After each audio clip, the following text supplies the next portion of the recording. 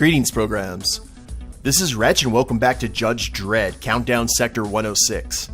In the last episode, Judge Dredd had to make a good first impression with the people of Sector 106, and he did it by taking down some juvie perps and ripping off a thief's prosthetic limb. So, good times. Looks like we're on another call, so let's go ahead and get to it. You are back on patrol, riding down Pat Garrett Boulevard, when you hear a loud crash in the distance. Control quickly sends out a message. Units in vicinity of Sam Walton Memorial Drive, a vehicle has been reported as crashing into the Harridge's department store. Multiple casualties. Units in vicinity respond. You can see a small cloud of dust and smoke in the distance and immediately turn on your siren as you inform Control that you're on your way to the scene. As you get closer, it's obvious that this is a major incident. As stationary traffic quickly builds up, you pass numerous cars, mopeds, and buses until you reach your destination. Once at the store, it is clear there are going to be numerous casualties. Most of the shop front is rubble, and you can see the bus that has crashed into the department store is partially collapsed. You can see a Ches Ugly sign, one of the franchises located within Harridge's, precariously hanging onto the wall. You take a moment to check, but it appears it's not going to fall onto the citizens below just yet. The noise here is deafening, as just about every alarm in the street has been triggered by the crash, although those in Harridge's are by far the loudest. You notice people close to the store are coughing and choking within the dust cloud, and some have fainted. Quickly move up to the bus and ascertain the condition of any passengers. Or if you have a medikit, you could rush to the aid of those citizens you can see clearly, especially the ones who appear unconscious, using it in an effort to treat casualties until more units arrive to deal with the situation. You might call in emergency support teams to deal with the disaster before moving in to help. You know, I think actually this one might be the best option because Dredd isn't a medic. We actually need emergency support teams here, and they can take care of. We need to find out what's going on here. As you call in support teams, you notice several citizens close to the bus are collapsing, even some of those who have rushed over to help the injured. From within the store, you can just make out the sound of gunfire above the alarms. It is obvious that this was no accident, so it was a diversion. You yell at the citizens on the street to keep clear and update Control about the situation. You take in the tactical situation while pulling down your respirator. If you've been briefed on this building... Oh yeah, because we got a full tactical readout of the entire sector. That was one of the things we chose over at the sector house. With the front entrance so badly damaged and no getaway vehicle in sight, not to mention the heavy traffic building up on the street, you realize the perps must have another way to escape the scene of their crime. You recall that Harridge's is a known crime hotspot, mostly drunks and shoplifters, and there's likely to be a rear goods entrance, which might be the exit the perps are planning to use. Climb over the rubble to enter the store from the front entrance, enter the crashed bus to evaluate the situation. Perhaps it would be a good idea to drive around to the rear of the store and attempt to head off any escaping perps. Yeah, that sounds best. And, oh, here they are. One of them's got a rocket launcher. You drive around the block to approach the building from behind and come upon the loading bay at the rear of the store. You immediately see a group of perps around a large hover truck. They're busily loading it with assorted loot, ranging from top-of-the-range electronics gear to sex bots to smaller valuable items taken from both stores and unconscious customers. There's a perp in the cab of the vehicle and another standing atop the roof of the cargo storage area armed with a missile launcher of some type. Most of the others are clustered in a group to the rear of the truck. To challenge the perps calling for them to surrender, turn to 586, ambush the perps concentrating on the group in the rear, disable the truck, or eliminate the perp with a missile launcher. I do want to eliminate the perp with the missile launcher, but if I start getting into a firefight with some of these guys, the truck could get away. Ambush the perps concentrating on the group in the rear. You know, we're probably going to have to fight the missile launcher guy, but I'm going to disable the truck just to see what happens. You switch to high explosive rounds and begin to target the perp's getaway truck. Your rounds smash into the engine and cab compartment of the vehicle, killing the driver and sending the missile-armed perp tumbling from the roof. Nice! An agonized yelp from his direction suggests that the injuries he has suffered will keep him out of the fight. Cool. I was wondering, I figured the explosive rounds were going to do damage. I didn't know if that kept us from having to fight the missile guy. You turn your attention to the 5 stunned perps who are standing at the rear of the truck as they pull their weapons and start blasting away at you. You decide on starting with a couple of the perps closest to you. Time for a shootout. Medium Lawgiver skill roll. Roll 1d6 and add it to your Lawgiver skill. The total must equal 13 or above to succeed. What's my Lawgiver skill? And it's not going to let me check out my character sheet. Your skill is a 9. You rolled a 4. The total is 13. Oh, crap. We got to roll 4 or better for each of these, don't we?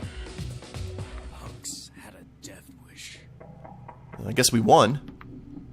2 of the perps are down and the rest scattered to take cover. The concrete pillar you have been using as cover is blown to pieces and is now unreliable in the current firefight. You can hear the sirens of backup units arriving in the distance. Finally, some assistance. What will you do next? Do you want to step out from the pillar and try and take out the remaining perps, or prefer to stay in the same position?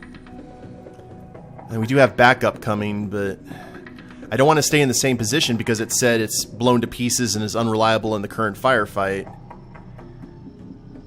Let's Leroy Jenkins this. You step out from behind the pillar, concrete dust flying as shots whiz past you. The culprit is one of the heisters who is nestled down behind a pile of sex bots. You aim your lawgiver at his head, knowing you have only one clean shot before one of his rounds hits you. 4 or better. Let's do this. That is not 4. Dredd grunts in dissatisfaction. That's awesome. The shot misses the perp. Before you can find cover, you take a direct hit to your torso and lose 8 vitality. Do you still live? I think we have plenty of vitality. Oh yeah. The 2 other perps jump from their hiding spots and begin firing at you. You see cover behind another concrete post. You're going to have to take out these 2 out before going for the one that just shot you. 4 or better? Crap. That is not good. No bueno. One of the perps ducks behind a delivery van at the far end of the loading bay. You dive to the floor and get a clear shot at his legs, hearing his screams as your bullets strike home. The other perp fires back and inflicts a glancing blow. You lose 7 vitality. Again, you face 2 gunmen, but as soon as you take one out, another joins the fray. You roll behind a forklift and return fire. Come on. Give us a little bit. There we go. So, 14. The perps are defeated and you hear the sirens of backup units arriving in the distance. Did you originally approach the loading area by going through the front of the store, or did you drive around to the rear? We did approach via the rear, however, I want to... We have 23 vitality. I'm going to use a medikit and see how much that gives us. Okay, that gives us 33 out of 38. That's not bad. So... With the perps in the immediate vicinity neutralized, you turn your attention to the store itself. You can still hear gunfire, so know that there are more of the gang still looting the place. You can enter the store and remain on the ground level, making your way to the robot department. You can enter the adult products department, also on the ground floor. Or you can climb some stairs right by the entrance to the first level. Well, the robot department, the adult products department, they're on the ground floor. If I'm on the first level, maybe I can get a tactical advantage because I have the high ground. So let's try that. You climb the stairs to enter an art gallery and become aware of a pair of perps removing a very large painting from the store. It is obvious that a lot of items have already been taken by the criminals and that their high cost will significantly boost the value of what they have stolen.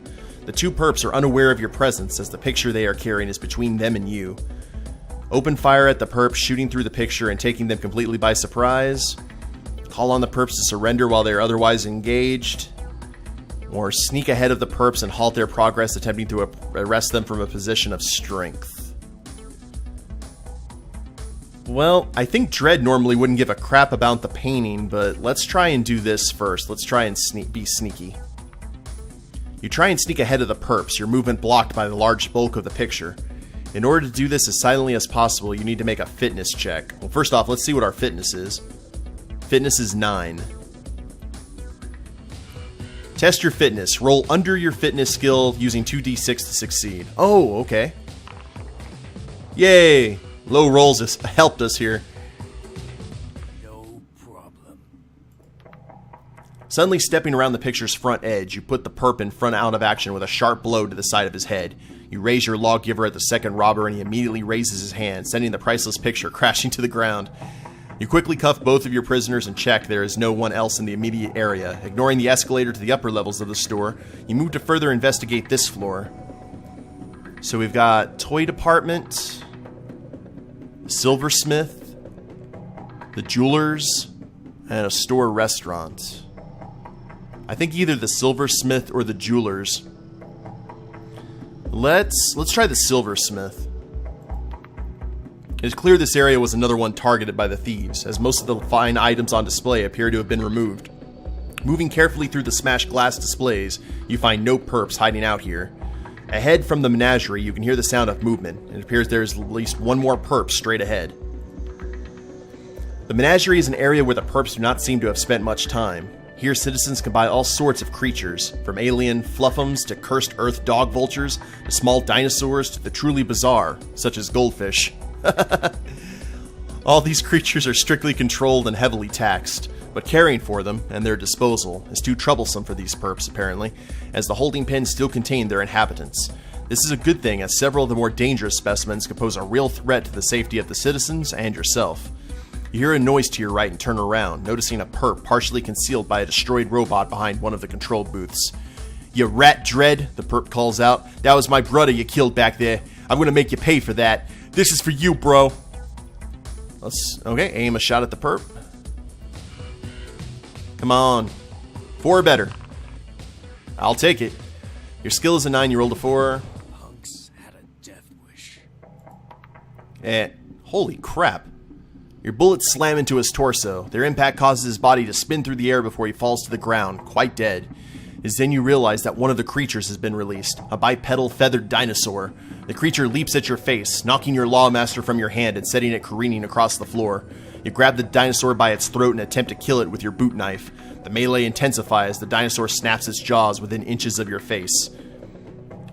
Okay, so we're fighting a dinosaur. And we've got 33. He's got 28. And 3 dice for offense, 3 dice for defense. So this is actually a pretty even fight. Let's go ahead and attack. So we got 6, 7, 8, 9. Holy crap. Now he's going to attack me. Stop rolling high, dinosaur. Ouch. We took 13 damage right there.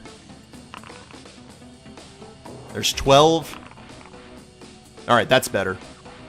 He takes 12 damage. Tit for tat. And he rolled 9, 10, 11, 12. We've got more defense dice. There we go. Got to get our Turok on. He took 13 damage. He only has 3 vitality left. And that... yeah, we've got that defended. Let's finish him off. Bam! Lucky roller. Roll 2 6s in a single roll. Yeah, you're not defending against that. Minus 15 vitality. Lead wagon needed. Some creeps need a dental visit. Or at least, you know, fresh meat for the grinder. You toss the dead creature aside, grabbing a handful of its feathers as you do so. You clamber to your feet and double check that the perp who unleashed the dinosaur is definitely dead. A quick check around the remaining containment areas reveals that no other animals, dangerous or otherwise, have been let loose by the now dead perp. You walk over to where your lawgiver fell and pick it up, briefly inspecting it for damages. Satisfied that the weapon is in working order, you continue further into the store. You ignore a flight of escalators leading to the upper levels of the building so you can concentrate on eliminating any more of the gang down here. You move forward to the soft furnishings department. From a dinosaur to a nice leather couch.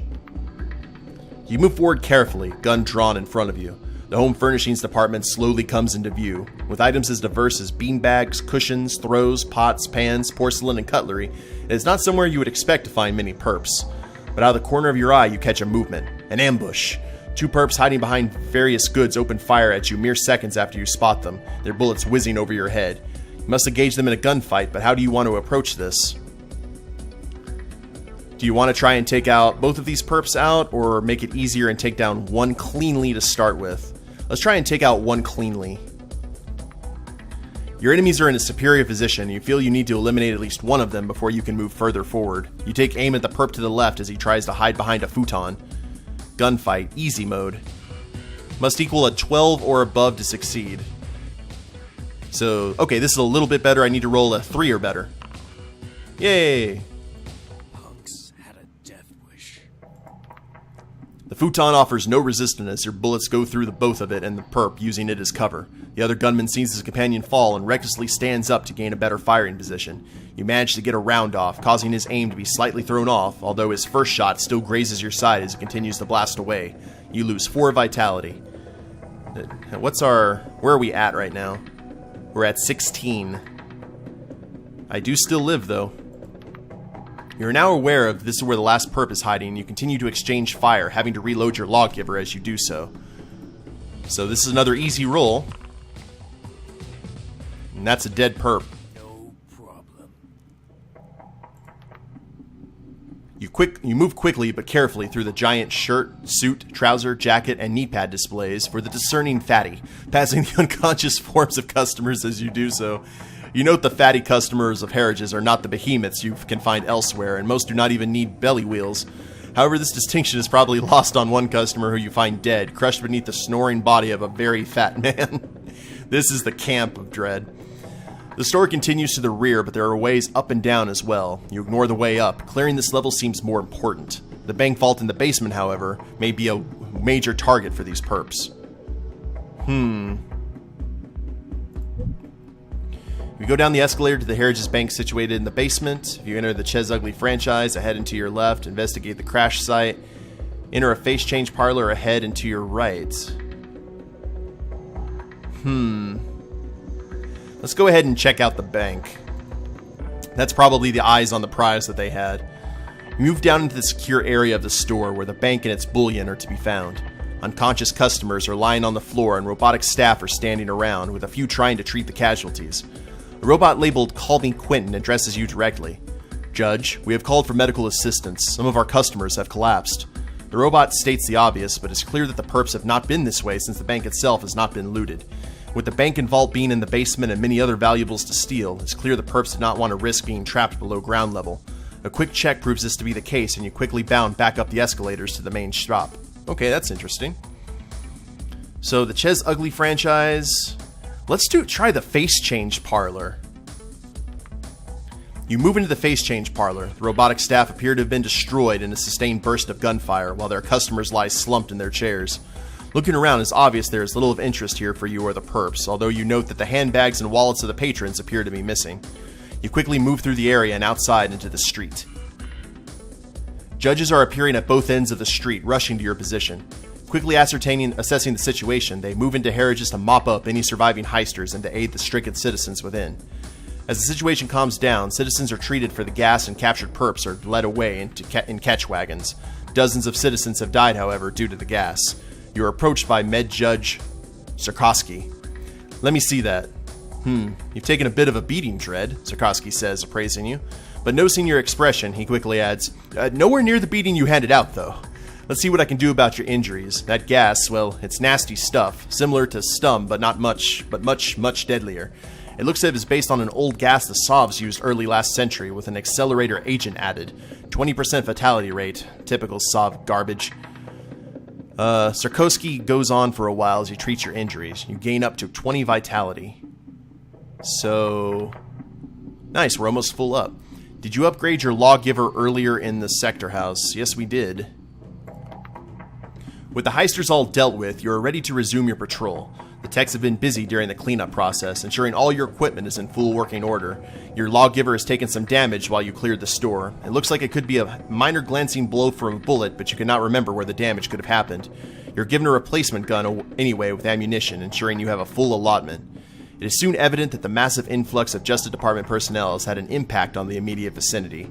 Control has reported very few crimes within a radius of several miles. The perps are keeping their heads down. As you drive swiftly through the streets, you take a moment to pause at Tom Clancy Block. It is some distance away from Harridge's, but even here it is still quiet. You find yourself with nothing nearby to respond to, and although this will undoubtedly soon change, it does leave you with little to do. To relieve this period of inactivity, you decide to perform random strip searches on the citizens in the plaza in front of you. Wow. Well, here we go. I'll tell you what, guys. I'm going to go ahead and end the episode here. We fought our way through that mall. Took a little bit of a beating, but we came out pretty alright. We're only 2 vitality left, and we took down a ton of that gang. So I'm going to go ahead and end it here. I hope you've enjoyed the episode. If you liked the episode, go ahead and click like down below. Subscribe to the channel and leave a comment. That'd be a big help. And we'll see you next time. Later days, everyone.